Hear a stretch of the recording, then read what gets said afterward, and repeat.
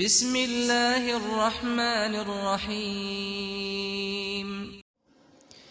बिस्मिल्लाहिर्रहमानिर्रहीम। CS 504 software engineering, इसकी mid term file को जो क्वेश्चंस हैं उनको हम देखेंगे। सबसे पहला क्वेश्चन है हमारे पास, वो है कि by following modern system engineering practice simulations of reactive system is no longer necessary. तो देखें यहाँ पे हमारे पास है कि कौन सा ऐसा सिमुलेशन है, एक मिनट ज़रा, अच्छा सिमुलेशन, ठीक है। इसमें हमने ये देखना है कि सिमुलेशन एक जो है वो क्या मॉडर्न इंजीनियरिंग के लिए ज़रूरी है या नहीं है, ये सिर्फ बताना है। तो उन्होंने तो यहाँ पे ये लिखा है कि ये ज़्यादा ज़रूरी नहीं है इसके लिए, मॉडर्न इंजीनियरिंग के लिए, मॉडर्न सिस्टम इंजीनियरिंग के लिए जो सिमुलेशन है वो ज़्यादा ज़रूरी नहीं है, उन्होंने यहाँ पे ये लिखा है। अब हमने बताना है कि क्या ये ज़रूरी है या नहीं है, तो ये इसका ट्रू है या फॉल्स है, तो आप बता दें ज़रा। पहली बात आप ये सुन लें, सिमुलेशन जो है ना वो बहुत ज़्यादा ज़रूरी है, बहुत अहम टूल है मॉडर्न सिस्टम इंजीनियरिंग के अंदर, ठीक है। मॉडर्न सिस्टम इंजीनियरिंग के लिए बहुत ज़रूरी, बहुत अहम टूल है सिमुलेशन। तो यहाँ पे तो उन्होंने लिखा है कि ज़रूरी नहीं है, नो लॉन्गर नेसेसरी, तो मतलब ये फॉल्स है। इसका ट्रू ये होना चाहिए था कि ये बहुत ज़्यादा इम्पोर्टेंट है फॉर मॉडर्न सिस्टम इंजीनियरिंग के लिए, ठीक है। तो ये इसका फॉल्स है, तो यहाँ पे आपने टिक लगाना है, ठीक है, क्योंकि ये फॉल्स है, ठीक है। तो फॉल्स ही इसका करेक्ट है, इसलिए क्योंकि सिमुलेशन जो है वो मॉडर्न सिस्टम इंजीनियरिंग के लिए बहुत ज़्यादा ज़रूरी है, जबकि उन्होंने यहाँ पे नो लिखा है, तो लिहाजा ये फॉल्स है। नेक्स्ट आ जाएं, दी स्टेट ट्रांजिशन डायग्राम और कंट्रोल फ्लो डायग्राम। तो देखिए, हम सबसे पहले ये देखेंगे कि कितनी तरह की डायग्राम्स हमारे पास सॉफ्टवेयर इंजीनियरिंग के अंदर होती हैं, और हम उसको कैसे जो है वो देख सकते हैं और कैसे उन्हें याद रख सकते हैं, उनकी फर्दर अलग-अलग जिनके जो हैं वो प्रोसेस हैं, फंक्शंस हैं, उनको जो है वो कैसे देखते हैं। अभी देखें, हमारे पास सॉफ्टवेयर इंजीनियरिंग के अंदर काफ़ी तरह की डायग्राम्स जो हैं वो यूज़ होती हैं, और जिन्हें UML डायग्राम्स कहते हैं। ये सारी UML डायग्राम्स हैं और उसी की टाइप्स हैं UML की, ठीक है। तो सबसे पहले हमारे पास है यूज़ केस डायग्राम। तो यूज़ केस डायग्राम्स कौन सी डायग्राम्स होती हैं, देखिए पहले हम यूज़ केस को देख रहे हैं। तो यूज़ केस का पहला पॉइंट है कि use case diagram are use to model the functional requirement, ठीक है। अभी आप यहाँ से इसी का स्क्रीनशॉट ले सकते हैं, क्योंकि आगे जितने भी इस तरह के MCQs आएंगे डायग्राम से रिलेटेड, वो मैंने एक्सप्लेन नहीं करने, क्योंकि सारे पॉइंट जो है वो मैं अभी एक्सप्लेन कर रहा हूँ। Use case diagram are use to model the functional requirements of system की फंक्शनल रिक्वायरमेंट को जो है वो बयान करने के लिए, डिस्क्राइब करने के लिए, डिस्क्राइब करने के लिए हम जो है वो यूज़ केस डायग्राम को यूज़ करते हैं, functional requirement of a system, ठीक है। तो ये इसका पॉइंट हो गया। दूसरा इसका पॉइंट ये है कि interactions between actors and the system और एक्टर के दरमियान इंटरेक्शन बनाने के लिए भी हम यूज़ केस डायग्राम को इस्तेमाल करते हैं, कि उनके दरमियान किस तरह का इंटरेक्शन होगा उसको भी दिखाते हैं हम विजुअल तरीके से, ग्राफिक तरीके से। तो वो यूज़ केस डायग्राम्स को हम यूज़ करते हुए दिखाते हैं। उसके बाद they are used to capture the high level functionality को कैप्चर करने के लिए भी हम यूज़ केस डायग्राम को यूज़ करते हैं, ठीक है। आगे आ जाएं, कंट्रोल फ्लो डायग्राम्स को देख लेते हैं। कंट्रोल फ्लो डायग्राम क्या काम करती है। Control flow diagrams are used to model the flow of control. ये model the flow of control को बताती है। कंट्रोल फ्लो डायग्राम क्या बताती है, flow of control through a system, ठीक है। इसके लिए हमें जो है वो यूज़ करना पड़ता है कंट्रोल फ्लो डायग्राम को। दूसरा इसका पॉइंट है, दे show the sequence of step और एक्टिविटीज़। ये सारे वो पॉइंट्स हैं जो आपके इस फाइल के अंदर यूज़ हुए हैं, और कुछ जो है वो इसके लिए ज़रूरी है कि आप इन्हें याद रखें, ताकि शॉर्ट क्वेश्चन अगर आ जाता है तो आप यही लिख दें तो आपको जो है वो मार्क्स मिल जाएंगे। दे show the sequence of step और activities.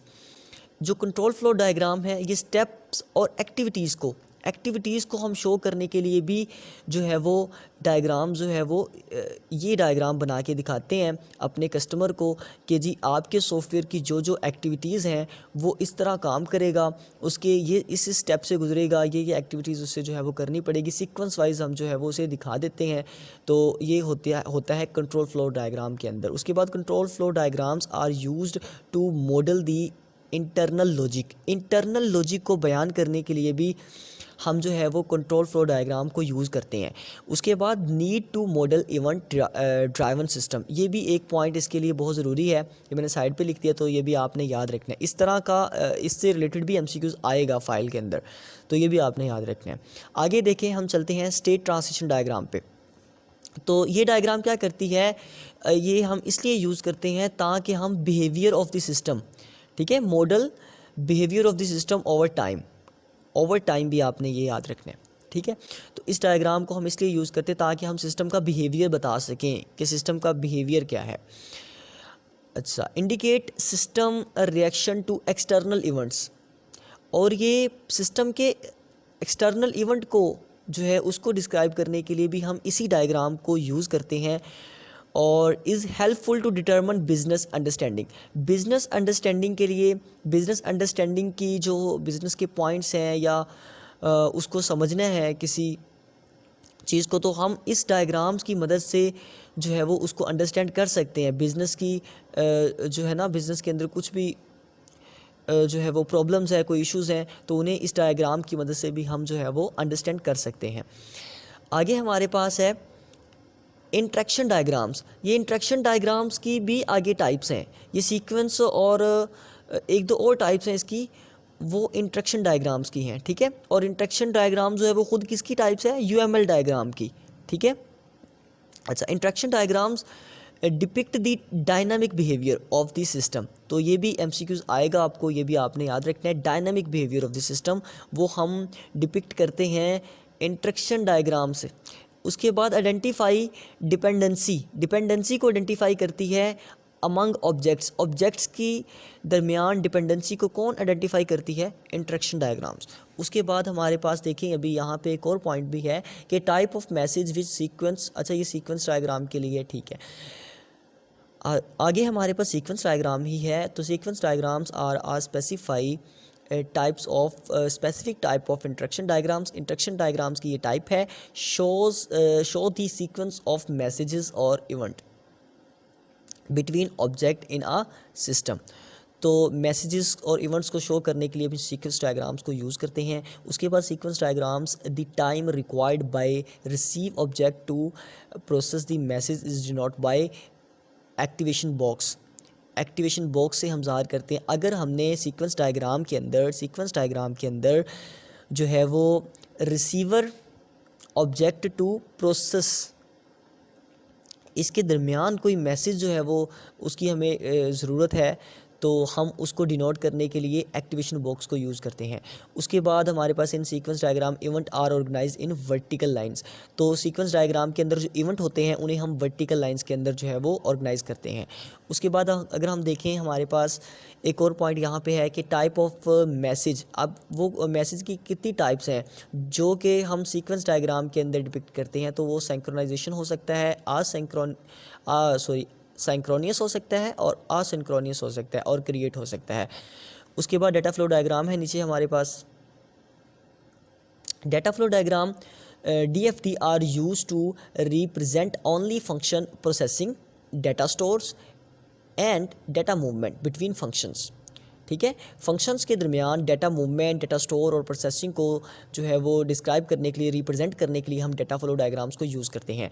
Context the diagrams shows the major system process, ठीक है। तो ये आपने ये पॉइंट भी इसके अंदर याद रखने हैं डाटा फ्लो डायग्राम्स के अंदर। तो इससे रिलेटेड अगर हमें कोई भी क्वेश्चन आ जाता है इन डायग्राम्स से रिलेटेड, तो वो इन्हीं लाइंस में से क्वेश्चन आएगा, तो आपने इनको अच्छी तरह याद कर लेना है, ठीक है। और इन्हीं में से ही क्वेश्चन आपको आएगा एमसीक्यूज़ के अंदर। अब इनकी डायग्राम्स की जो है ना फॉर्मेट देख लेते हैं कि यूज़ केस अगर हमें डायग्राम बनानी हो तो हम कैसे बनाएंगे। बाकी आपको इसकी जो है ना डीप नॉलेज के लिए आपको अलहदा से लेक्चर देखना पड़ेंगे। किसी भी आप जो है वो सोर्स से देख सकते हैं लेक्चर। तो देखें यूज़ केस डायग्राम इस तरह की होगी, इसे आप देख लें, और कंट्रोल फ्लो डायग्राम इस तरह की होती है, इसे देख लें। स्टेट ट्रांजिशन डायग्राम इस तरह की होती है, ये भी देख लें। और उसके बाद हमारे पास नीचे है कुछ इंट्रैक्शन डायग्राम जो है वो इस तरह की होती है, सीक्वेंस डायग्राम इस तरह की होती है, डाटा फ्लो डायग्राम जो है वो इस तरह की होती है। तो मैंने इनके फॉर्मेट भी आपको दिखा दिए हैं, ठीक है, ये भी देख लें और ये भी देख लें। अब हम चलते हैं अपनी फ़ाइल पे और देखते हैं यहाँ पे। देखें बात हो रही थी ट्रांजिशन डायग्राम्स की, तो indicate system reaction to external event, ठीक है। तो ट्रांजिशन डायग्राम्स के अंदर जाके मैं आपको दिखा भी देता हूँ, मैंने ये पॉइंट वहाँ पे नोट किया था। ये देखें जी, ट्रांजिशन डायग्राम है यहाँ पे, और indicate system reaction to external event. अब देखें नेक्स्ट हमारे पास वो कंट्रोल फ्लो डायग्राम से रिलेटेड है, तो ये भी वहाँ पे नोट, तो इन सब को आपने याद रखना है ताकि आपको इसकी समझ आ जाए, ठीक है। Need to model event driven system, तो वो कंट्रोल फ्लो डायग्राम है, ठीक है। आगे देखें, a change become localized because of close presence of data and functions, ठीक है। तो इसका लोकलाइज्ड है।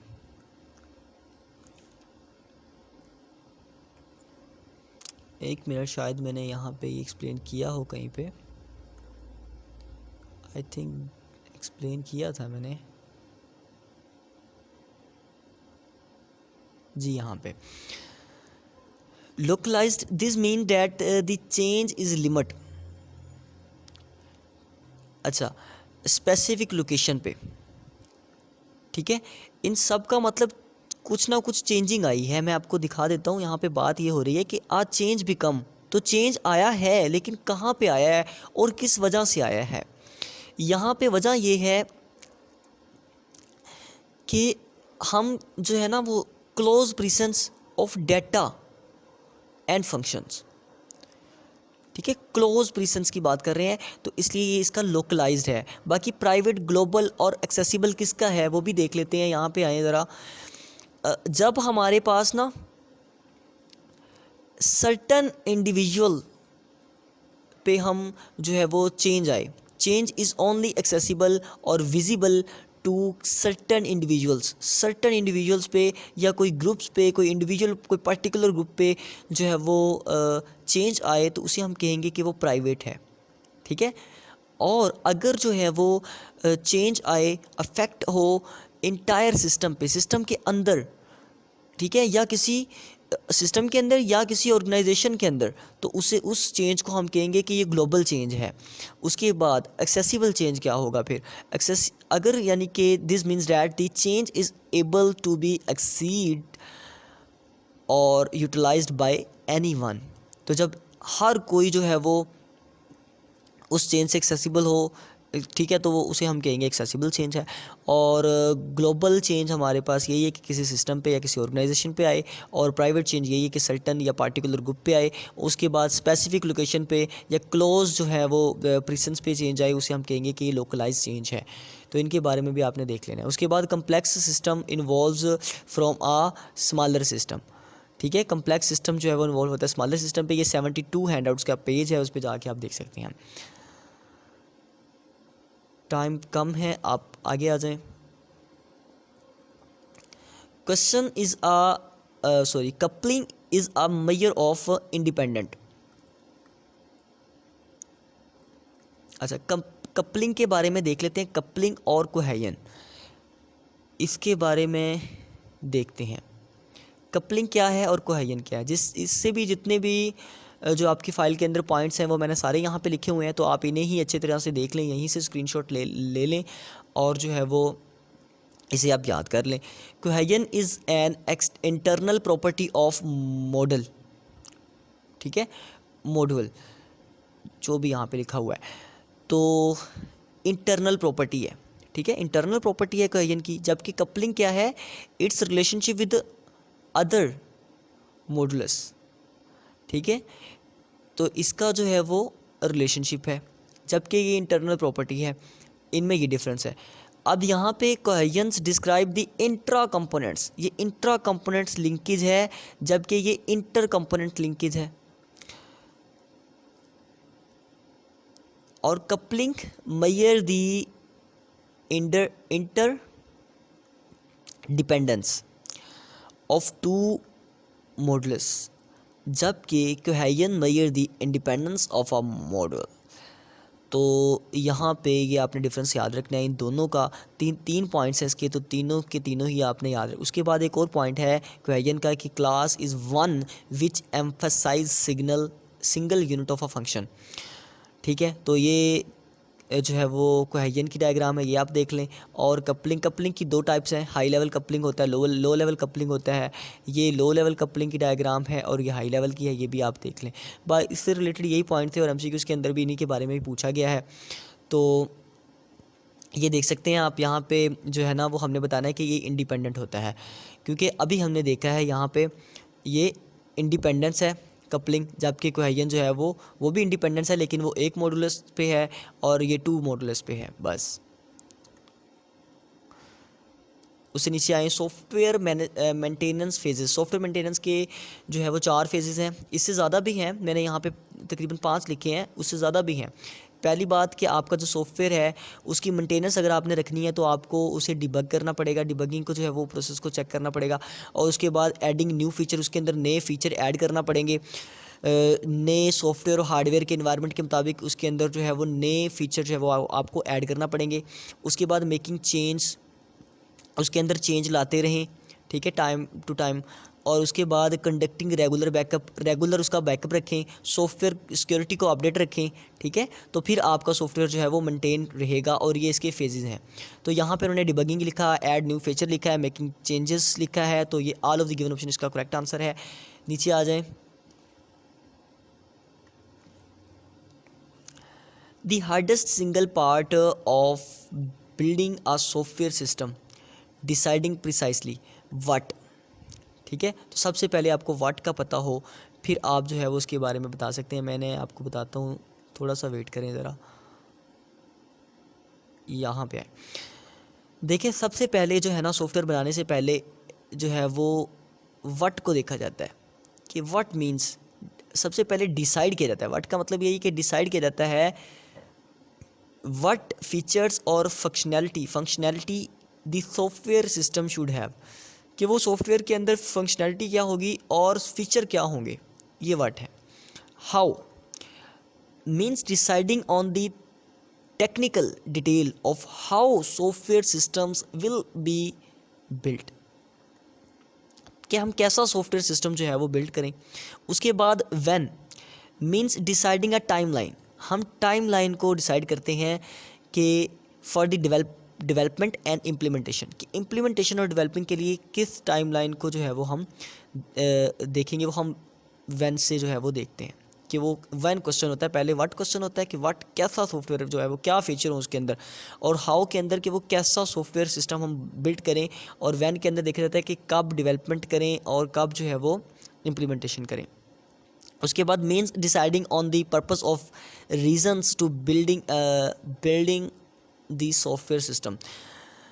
अच्छा, इसके अंदर डिसाइड किया जाता है कि क्यों, रीज़न क्या है, ऑन दी पर्पस और रीज़न फॉर बिल्डिंग, क्यों हम ये सॉफ्टवेयर बिल्ड कर रहे हैं, वो रीज़न क्या है, तो इसके अंदर ये देखा जाता है।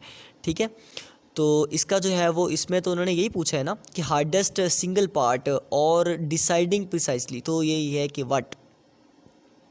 ठीक है, आगे नीचे देखें जी, instruction of diagrams depict dynamic. ये इंस्ट्रक्शन डायग्राम के अंदर मैंने लिखा हुआ है, आप जाके वहाँ पे पॉइंट देख सकते हैं और उसके साथ वाले जितने भी पॉइंट्स हैं वो भी याद कर लें।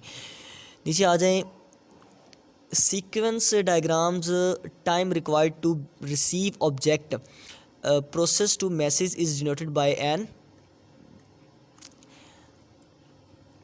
एक मिनट ज़रा, सबसे पहला ऑप्शन इसका करेक्ट है एक्टिवेशन बॉक्स। एक्टिवेशन बॉक्स आप सीक्वेंस डायग्राम्स के अंदर जाके देख भी सकते हैं, जहाँ पे मैंने इसको डिस्क्राइब किया है वहाँ पे मैंने बताया है कि एक्टिवेशन बॉक्स। अब एक्टिवेशन बॉक्स क्या डिनोट करता है, एक्टिवेशन बॉक्स डिनोट करता है time, denote the time required.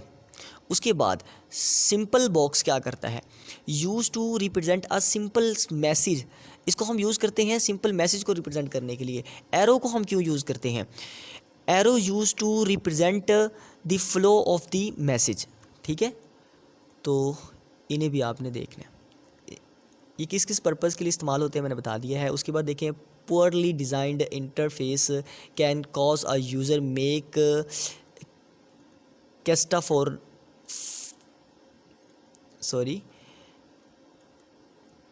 Catastrophic errors. अब ये कैटास्ट्रोफिक एरर्स कैसी एरर हैं, ठीक है। और फिर GUI ग्राफिक यूज़र इंटरफेस को मोटिवेट किया गया, तो क्यों किया गया अभी बताता हूँ मैं आपको। ये देखें, यहाँ पे देखें, ये जो एरर है ना, ये वाला, इस एरर की वजह से, ठीक है, इस एरर की वजह से कि पुअरली डिज़ाइन सिस्टम के अंदर क्या होता था, यूज़र जो है वो ऐसे ही गलती से कोई क्लिक कर दिया कहीं पे, ठीक है, वो बाय मिस्टेक जो है वो क्लिक हो गया, तो सिस्टम के अंदर जो है वो एरर जनरेट हो गया, तो उस एरर को कहते हैं कि कैटास्ट्रोफिक एरर, ठीक है। तो जो पुअरली डिज़ाइन सिस्टम है वो क्या करते थे, वो क्रैश कर जाते थे। तो फिर इसको मोटिवेट किया गया GUI को, तो बिल्कुल जी ये ट्रू है।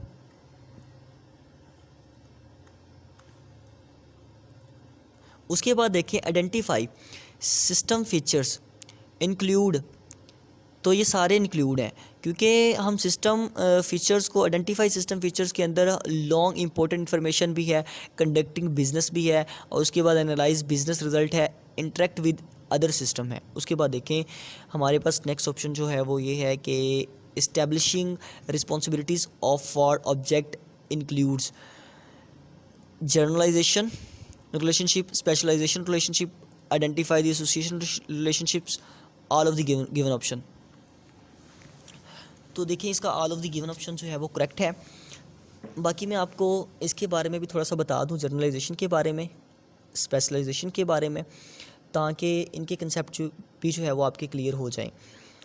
तो देखिए, सबसे पहले हमारे पास है यहाँ पे, नीचे आ जाए थोड़ा सा, स्पेशलाइजेशन, ठीक है। ये ना सिर्फ आपके इस हवाले से कंसेप्ट क्लियर हो जाएंगे, बल्कि जो है वो ऑब्जेक्ट ओरिएंटेड के हवाले से भी जो है वो आपके CS 304 के हवाले से भी आपके कंसेप्ट क्लियर हो जाएंगे। देखिए, जनरलाइजेशन क्या होती है, ऊप के अंदर जनरलाइजेशन क्या है। अब देख रहे हैं, आपने ज़रा गौर से मेरी बात को सुनना है। बेसिक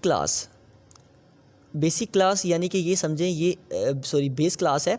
बेस क्लास ये समझें कि ये एक पेरेंट क्लास है, ठीक है, ये एक पेरेंट क्लास है। इससे हमने एक ड्राइव्ड क्लास, एक चाइल्ड क्लास बनाई है, इसे हम कहते हैं इनहेरिट, कि हमने बेस क्लास से एक ड्राइव्ड क्लास जो है वो इस कॉलन को यूज़ करते हुए, इस कॉलन को यूज़ करते हुए हमने जो है वो एक बेस क्लास बना ली, जिसे हमने ड्राइव्ड क्लास का नाम चाइल्ड क्लास बना ली, जिसे हमने एक ड्राइव्ड क्लास का नाम दिया गया। और ये इनहेरिट है, ये हमें कॉलन बता रहे हैं, ये जो डॉट लगे हुए हैं बता रहे हैं कि ये इनहेरिट है पब्लिक क्लास से, पब्लिकली इनहेरिट है बेस क्लास से। दोबारा फिर से सुन लें, हमने सबसे पहले एक बेस क्लास बनाई जो कि एक पेरेंट क्लास है, और फिर हमने नीचे एक ड्राइव्ड क्लास बनाई जो कि पब्लिकली जो है वो इनहेरिट है बेस क्लास से, ठीक है। ये ड्राइव्ड क्लास है, पब्लिकली इनहेरिट है बेस क्लास से। तो बेस क्लास को हम पेरेंट क्लास कहेंगे, ड्राइव्ड क्लास को हम चाइल्ड क्लास कहेंगे, जो कि पब्लिकली इनहेरिट है बेस क्लास से। और हमें ये पता चल रहा है, यहाँ से ये दो कॉलन लगे हुए हैं और आगे पब्लिक लिखा हुआ है, तो हमें पता चल रहा है कि ये पब्लिकली इनहेरिट है। अगर प्राइवेट लिखा होता तो हमने कहना था प्राइवेट इनहेरिट है ये। तो आगे इनहेरिटेंस की भी टाइप्स होती हैं, तो वो आपने देख लेनी है। अब मैं यहाँ पे जनरलाइजेशन को बता रहा हूँ, ये तो मैंने इनहेरिट का थोड़ा सा बता दिया ना कि हमने इनहेरिट की है, तो अब मैं जनरलाइजेशन का बता रहा हूँ। अब देखिए, हमने इनहेरिट तो कर ली, ये बेस क्लास को ड्राइव्ड क्लास यूज़ कर रही है, पेरेंट क्लास को चाइल्ड क्लास यूज़ कर रही है। तो हमने, जाहिर सी बात है, जब हमने पब्लिकली इनहेरिट की है तो हम इसके जो है वो फंक्शंस को, इसके वेरिएबल्स को भी यूज़ कर सकते हैं, इसके फंक्शंस को हम यूज़ कर सकते हैं ना। तो देखिए, नीचे हमने यूज़ किया है, तो इसका मतलब है कि इन दोनों के अंदर जो है ऑब्जेक्ट या इनके जो फंक्शंस हैं वो सेम है, वो जर्नल है। तो लिहाजा इसलिए हम कहेंगे कि ये जो है वो जर्नलाइजेशन है, ठीक है, ये जनरलाइजेशन है ऊप के अंदर कि अगर दोनों के जो फंक्शंस हैं वो दोनों के अंदर जो है वो हम यूज़ कर सकते हैं क्योंकि हमने उसको इनहेरिट किया हुआ है पब्लिकली, तो इसे हम कहेंगे कि ये जनरलाइजेशन है। स्पेशलाइजेशन क्या होती है? स्पेशलाइजेशन ये होती है कि आपने एक क्लास बनाई किसी स्पेसिफिक पर्पज़ के लिए और आपने दूसरी क्लास भी बनाई वो भी किसी स्पेसिफिक पर्पज़ के लिए, यानी कहने का मतलब ये है कि यहाँ पे हम इस क्लास को इनहेरिट नहीं कर सकते, इस क्लास की चाइल्ड क्लास नहीं बना सकते और इस क्लास की भी हम चाइल्ड क्लास नहीं बना सकते क्योंकि ये दोनों हमने अलग-अलग क्लासेस बनाई हैं और अलग-अलग पर्पस के लिए बनाई हैं। ये किसी और काम के लिए है, ये इनपुट हैंडलिंग के लिए है और ये ग्राफिक्स रेंडर के लिए है, तो हम इन दोनों को अलग-अलग पर्पस के लिए यूज़ करते हैं, कर रहे हैं, यानी कि हम इसका जो है वो अब चाइल्ड नहीं बना सकते क्योंकि ये अलग-अलग पर्पज़ के लिए हैं। तो इसे कहते हैं स्पेशलाइजेशन कि हमने उसको स्पेसिफिक टास्क के लिए जो है वो बनाया है, हम इसको जो है वो मज़ीद इनहेरिट नहीं कर सकते। उसके बाद एसोसिएशन को देखें कि एसोसिएशन ये है कि आपने जो है वो एक क्लास ए बनाई, क्लास ए के अंदर क्लास बी का ऑब्जेक्ट जो है वो आपने पॉइंटर टू ऑब्जेक्ट आपने जो है वो पैरामीटर के तौर पे ले लिया। ठीक है, पैरामीटर के तौर पे ले लिया, इसे कहते हैं कि आपने एसोसिएट कर दिया क्लास बी के ऑब्जेक्ट को। क्लास बी का ऑब्जेक्ट जो है वो एसोसिएट है क्लास ए के अंदर और क्लास ए का ऑब्जेक्ट जो है वो ऑब्जेक्ट टू पॉइंटर जो है वो एसोसिएट है क्लास बी के अंदर। ठीक है, ये देखें ये ए लिखा हुआ है ना, इसका मतलब है कि ये क्लास ए है। इसी के साथ मैं आपको थोड़ा सा एग्रीगेशन का भी कंसेप्ट दे दूं। एग्रीगेशन क्या होती है, थोड़ा नीचे आ जाए। Aggregation is a type of relationship in object oriented programming where one class is the aggregating class.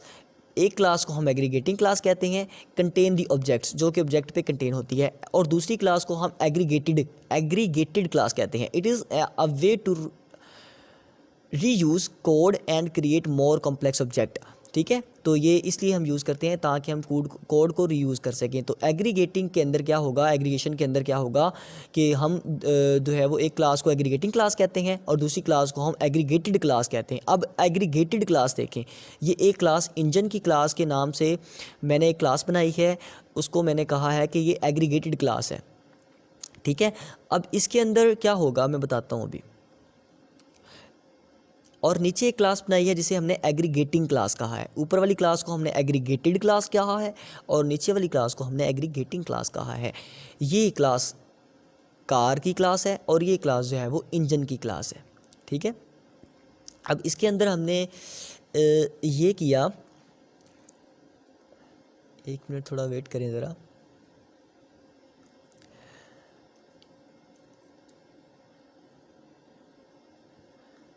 ये जो इंजन का फंक्शन है ना, उसको हमने इसके अंदर यूज़ कर लिया।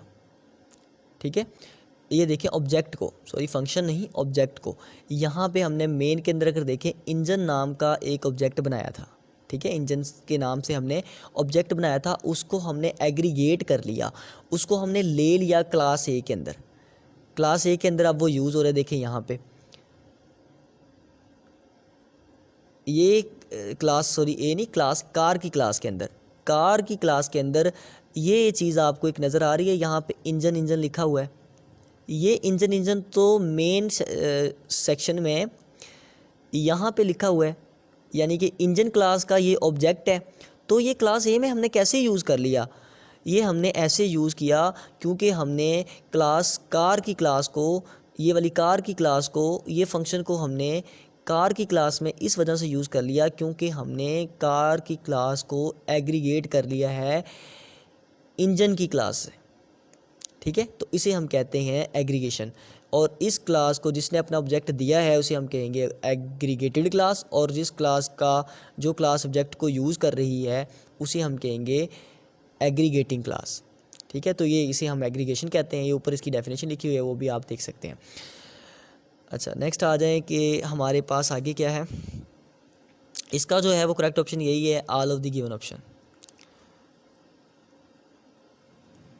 विच of the following fact finding method, तो ये सारे फैक्ट फाइंडिंग मेथड नीचे लिखे हुए हैं, इन्हें आप देख लें खुद भी। सैम्पलिंग है, रिसर्च है, ऑब्जर्वेशन है, ठीक है, क्वेश्चनियर जो भी ये लिखा हुआ है, क्वेश्चनियर, ठीक है, इंटरव्यूज़ है, प्रोटोटाइपिंग है, जॉइंट रिक्वायरमेंट है, उसके बाद introduce as a meaning of discover requirements. तो ये सारी जो है वो इसकी कॉमन फैक्ट फाइंडिंग मेथड लिखे हुए हैं, तो इन्हें आप जो है वो ख़ुद एक्सप्लोर कर लें। नीचे आ जाएं, window mobile is popular mobile operating system. तो देखें जो मोबाइल ऑपरेटिंग सिस्टम है ना, उसी के अंदर दो सिस्टम ही इस्तेमाल होते हैं, दो कैटेगरीज ही जो है वो इस्तेमाल होती हैं, एक सॉफ्टवेयर एप्लीकेशन है और दूसरा एम्बेडेड सॉफ्टवेयर है। बाकी सिस्टम सॉफ्टवेयर इसके अंदर नहीं होता, वेब बेस भी इसके अंदर नहीं होता, एप्लीकेशन और साइंटिफिक नहीं होता, बल्कि पेयर बताना है ना हमने, तो पेयर ये दोनों ही बनते हैं, एक तो एप्लीकेशन और दूसरा एम्बेडेड। एप्लीकेशन तो आपको पता है, कोई भी एप्लीकेशन जो है वो हम मोबाइल के अंदर यूज़ करते हैं, बहुत सारी एप्लीकेशन आप खुद भी यूज़ कर रहे होते हैं। तो अब एम्बेडेड सॉफ्टवेयर कौन से होते हैं? जो एप्लीकेशन आप यूज़ कर रहे होते हैं, ऐप आप यूज़ कर रहे होते हैं, उन्हें एप्लीकेशन सॉफ्टवेयर कहते हैं। अब एम्बेडेड सॉफ्टवेयर कौन से होते हैं, इन्हें भी देख लेते हैं। एम्बेडेड सॉफ्टवेयर वो होते हैं कि embedded software is commonly found in device. Device के अंदर कॉमनली फाउंड होते हैं, कौन कौन सी डिवाइस के अंदर? एक तो हमारे पास होते हैं जी ये स्मार्टफोन के अंदर, कार्स के अंदर और इंडस्ट्रियल मशीन्स के अंदर ये जो है वो होते हैं एम्बेडेड सॉफ्टवेयर। तो ये मोबाइल के अंदर भी होते हैं, स्मार्टफोन के अंदर भी ये सॉफ्टवेयर होता है। तो इन दोनों का पेयर जो है वो हमारा करेक्ट आंसर है। नीचे आ जाए, object oriented approach. Object oriented की अप्रोच यही है कि इम्प्रूव दी रीयूज़बिलिटी, ठीक है, रीयूज़बिलिटी को इम्प्रूव करने के लिए होती है। उसके बाद मेंटेनेबिलिटी रीयूज़बिलिटी और एक्सटेंडेबिलिटी, ठीक है। तो इस चीज़ को इम्प्रूव करने के लिए हम जो है ऑब्जेक्ट ओरिएंटेड अप्रोच को ऑब्जेक्ट ओरिएंटेड को जो है वो कोड के अंदर इस्तेमाल करते हैं। आगे देखिए, most software continue to be custom build because off the shelf software components are not commonly available. तो इसे आपने देख लेना है खुद। Which of item listed below is not one of the software engineering layer. देखें, इसका मैन्युफैक्चरिंग है, उसमें इसमें ये पूछा ये गया है कि आप ये बताएं कि सॉफ्टवेयर इंजीनियरिंग की लेयर के अंदर कौन सा नहीं आता, कौन सा जो है वो ऑप्शन जो है वो कौन सी आइटम जो है वो सॉफ्टवेयर इंजीनियरिंग लेयर के अंदर नहीं आती। सॉफ्टवेयर इंजीनियरिंग लेयर की ना ये तीन आइटम्स इसके अंदर आती हैं, टूल्स, प्रोसेस और मेथड, ठीक है। अच्छा, टूल हमें रेफ़र करता है कि specific software and hardware, specific software और हार्डवेयर को रेफ़र करता है टूल्स। और प्रोसेस क्या करते हैं, refer specific step and activities. और मेथड क्या करते हैं, रेफ़र स्पेसिफिक टेक्निक्स को रेफ़र करते हैं। जबकि manufacturing is not typically considered a layer of software engineering. तो मैन्युफैक्चरिंग जो है वो टाइपिकली जो है वो आमतौर पर इसकी जो है लेयर नहीं समझी जाती सॉफ्टवेयर इंजीनियरिंग की। तो ये आपने याद रखना है। नेक्स्ट हमारे पास कौन सा एमसीक्यूज़ है, which of the following people would not likely to part of the first team. तो ये जो सीनियर फाइनेंशियल ऑफिसर है ना, ये इसकी टीम का हिस्सा नहीं समझा जाता। देखें कि हमने सॉफ्टवेयर जो है वो डिज़ाइन किया है, उसके अंदर सबसे पहले तो है वो इंजीनियरिंग टीम होगी, सॉफ्टवेयर इंजीनियरिंग टीम होगी, हार्डवेयर इंजीनियरिंग टीम होगी सॉफ्टवेयर बनाने से पहले बनाने के लिए। उसके बाद जब हमने सॉफ्टवेयर बना लिया है या बना रहे हैं, मैन्युफैक्चरिंग रिप्रेजेंटेटिव होंगे उसके अंदर फिर जब हमने सॉफ्टवेयर को जो है वो आगे सेल करना है, ठीक है, मार्केट के अंदर लेके जाना, तो मार्केटिंग रिप्रेजेंटेटिव्स होंगे उसके अंदर। तो फर्स्ट टीम का हिस्सा ये नहीं है, सीनियर फाइनेंस ऑफिसर नहीं है।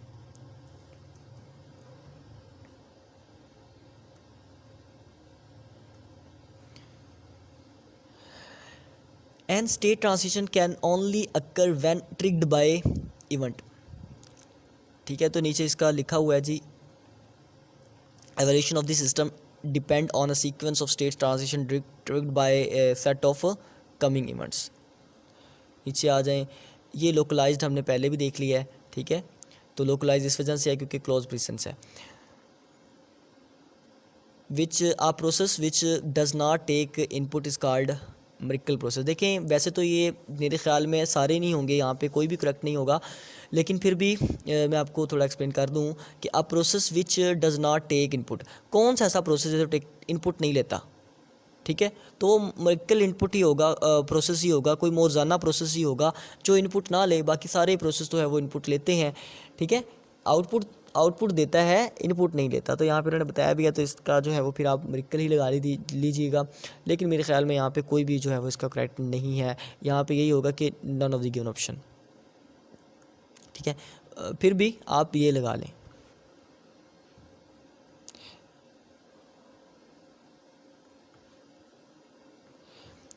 Data store notation in DFT represent.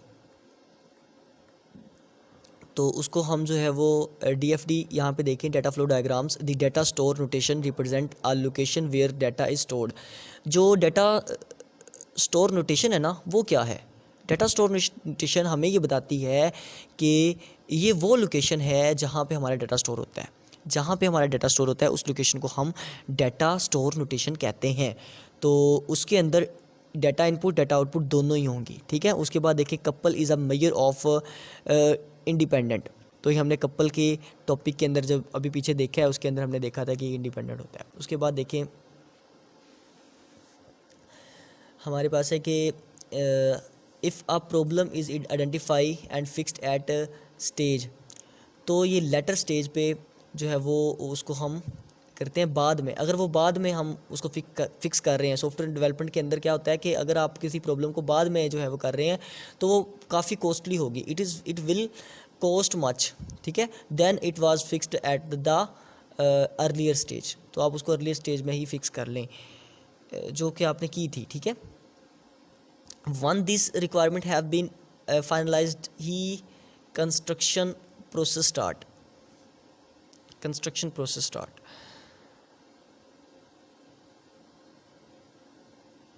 Identify whole part structure. Aggregation means what are my components. ठीक है, तो एग्रीगेशन में हमने ये देखा है। तो इसका जो यही है कि हम आइडेंटिफाई दी, अच्छा, identify whole part structure means what are my components. ये आप 95 पेज पे देख सकते हैं, व्हाट आर माय कंपोनेंट्स। ये जो है वो क्वेश्चन यही होता है कि व्हाट आर माय कंपोनेंट्स, मेरे कंपोनेंट्स क्या होंगे। हम आइडेंटिफाई होल पार्ट स्ट्रक्चर के अंदर यही देखते हैं कि व्हाट आर माय कंपोनेंट्स। ये आप आइडेंटिफाई होल पार्ट कंपोनेंट्स के टॉपिक पे जाके देख सकते हैं। Data design actually being during the creation of analysis model, not architecture model, ठीक है। तो इसका ट्रू है क्योंकि data design actually being during the creation of analysis model, not architecture model. तो हम इसे भी देख लेते हैं, एनालिसिस मॉडल क्या होता है और आर्किटेक्चरल मॉडल क्या होता है, देखते हैं।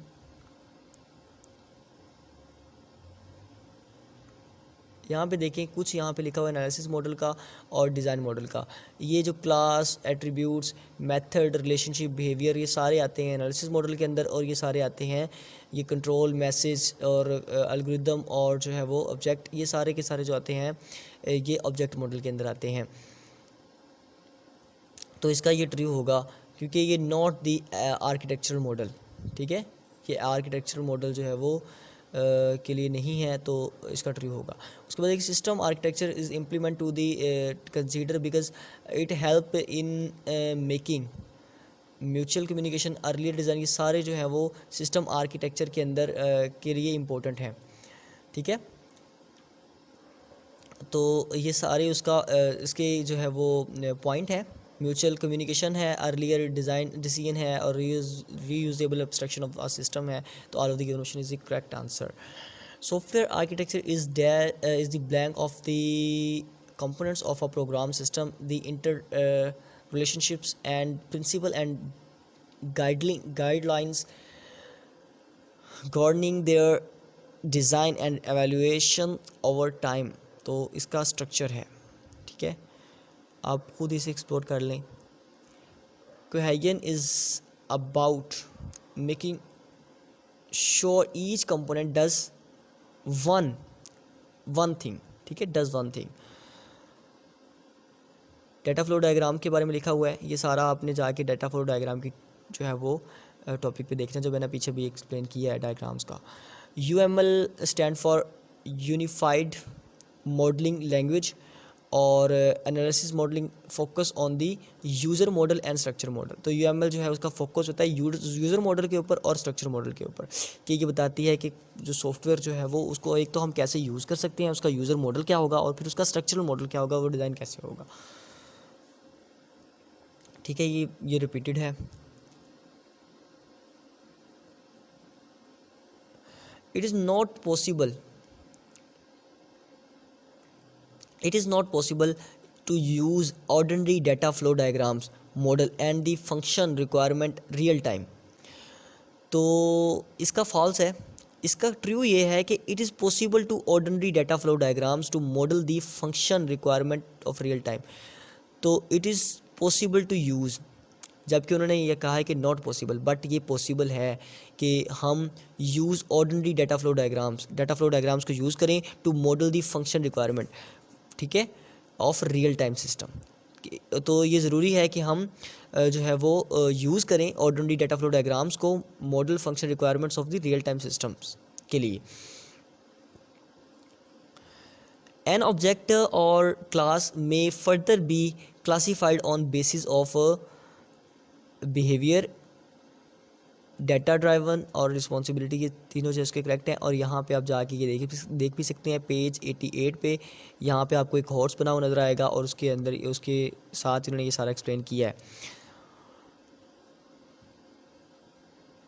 आप जाके पेज 88 पे चेक करें, आपको वहाँ पे जो है वो दिखेगा। अब public interface provide a way for accessibility. Public face जो है वो हमें एक्सेसिबिलिटी की वे प्रोवाइड करता है। उसके बाद आ जाए DFD नोटेशन, ये मैंने पहले भी बता दिया है, डाटा स्टोर, एक्सटर्नल एजेंट और प्रोसेसेस। ये जो अच्छा आगे मैंने बताया था नोटेशन के बारे में। अभी देखिए किस पे कंटेन किस पे होती है, ये डाटा स्टोर पे कंटेन होती है, एक्सटर्नल एजेंट्स पे और प्रोसेसेस पे, ठीक है।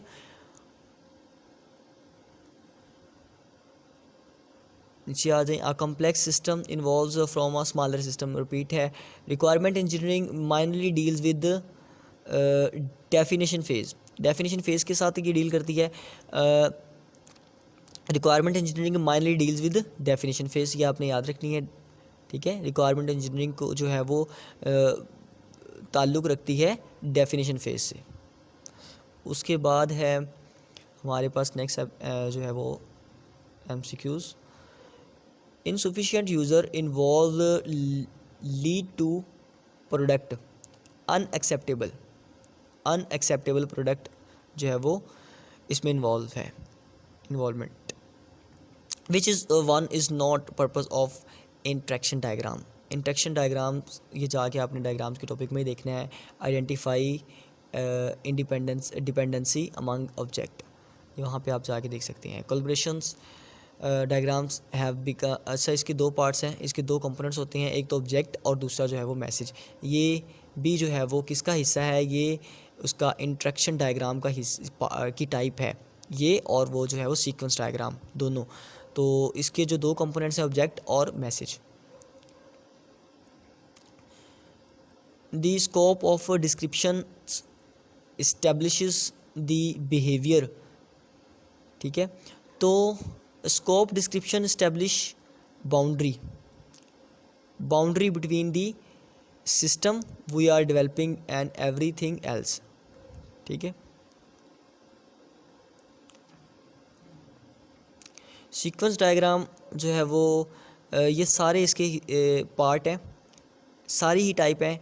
सिंक्रोनियस है, असिंक्रोनियस है, क्रिएट है, जबकि अपडेट नहीं है। तो उन्होंने नॉट का पूछा, नॉट अ टाइप, तो अपडेट इसकी टाइप नहीं है सीक्वेंस डायग्राम की, ठीक है।